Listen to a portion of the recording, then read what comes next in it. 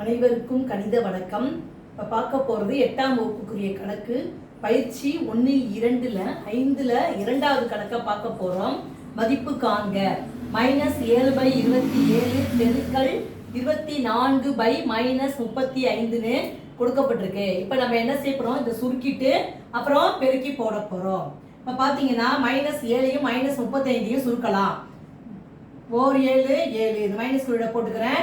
இங்கே வந்து மைனஸ் குறியீடை போட்டுட்டு 7 35. அதுக்கப்புறம் இது 3ஆம் வாய்ப்பால் இது ரெண்டையும் சுருக்கிக்கலாம். 8 3 24, 9 3 27. அதுக்கு பிறகு இனிமேல் சுருக்க எதுவும் சுருக்க முடியாது. இப்போ நம்ம பெருக்கி போட போகிறோம். Minus into plus minus 8 8 divided by minus into plus பார்த்தீங்கன்னா இதுவும் மைனஸ் வந்துடும். 9 5 45. இப்போ பார்த்தீங்கன்னா மைனஸையும் வகுத்தா என்ன வந்துடும், ப்ளஸ் வந்துடும். அப்போ ஆன்சர் வந்து +8/45.